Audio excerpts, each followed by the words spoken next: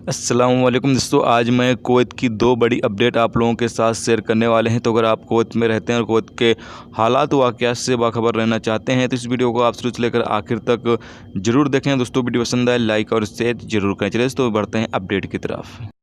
दोस्तों पहली अपडेट ये है कि कुवैत मिनिस्ट्री ऑफ हेल्थ 34 देशों से आने वाले किसी भी मुसाफिर के लिए 7 दिनों का होटल क्वारंटाइन कर सकता है। अल रिपोर्ट के मुताबिक बताया गया है कि कुवैत जिन 34 देशों पर पाबंदी लगा रखा है, इन 34 देशों से आने वाले मुसाफिरों के लिए होटल में 7 दिनों का क्वारंटाइन पीरियड फॉलो करने के हवाले से चर्चा कर रहा है और बातचीत कर रहा है। यानी कि इन 34 देशों से जो लोग आएंगे उनको डायरेक्ट होटल में क्वारंटाइन किया जाएगा, इस हवाले से बातचीत की जा रही है। और आगे बताया गया है कि 7 दिन पूरा होने के बाद इनका PCR टेस्ट लिया जाएगा और PCR टेस्ट लेने के बाद फिर ये फैसला किया जाएगा कि होटल का जो क्वारंटाइन पीरियड है वो 7 दिनों के बाद ख़त्म किया जाए या अभी इसको आगे और कंटिन्यू किया जाए। इस हवाले से उस वक्त फ़ैसला लिया जाएगा।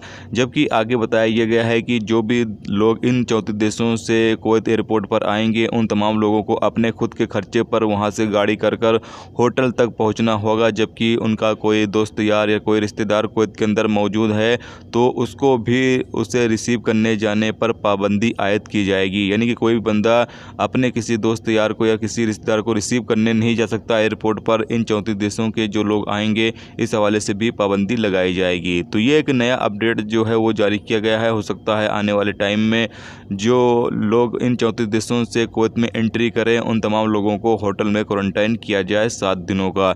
जबकि अभी इस पर फैसला नहीं किया गया है, अभी इस हवाले से चर्चा की जा रही है।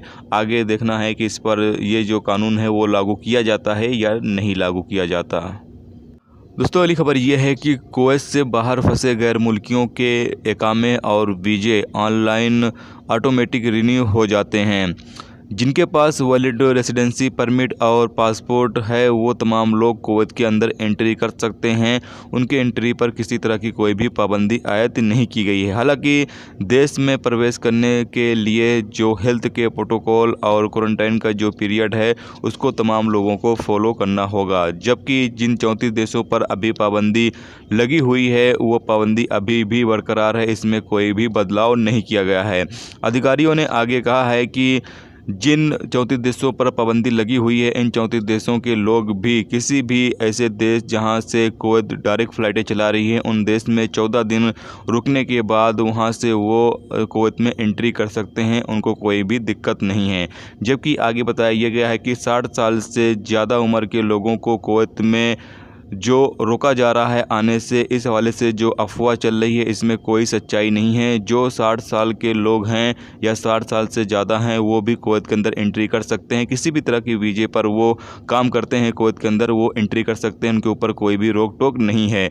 लेकिन यहाँ पर बताया गया है कि जो 60 साल या 60 साल से ज़्यादा उम्र के लोग हैं उनको सफ़र करने से इसलिए मना किया जा रहा है ताकि उनकी सेहत जो है वो सही रहे। क्योंकि जो बुज़ुर्ग लोग हैं उनमें कोरोना वायरस जो है वो काफ़ी ज़्यादा तेज़ी से फैलता है, इसीलिए जो बुज़ुर्ग लोग हैं उनको सफ़र करने से यहाँ पर मना किया जा रहा है। इसके अलावा आपको बता दें कि जिन लोगों का वीज़ा इकामा ख़त्म हो गया है इस वक्त कुवैत से बाहर वो मौजूद हैं तो वो अपने कफ़ील या कंपनी से कॉन्टेक्ट कर अपना वीज़ा इकामा जो है वो लगवा सकते हैं। इस हवाले से भी अपडेट है कि ऑनलाइन वीज़ा और इकामा जो है वो आपका लग सकता है। तो आप तमाम लोग अपने कफ़ील या कंपनी से बातचीत कर अपना वीज़ा इकामा अगर ख़त्म हो गया है तो वो ऑनलाइन लगवा सकते हो।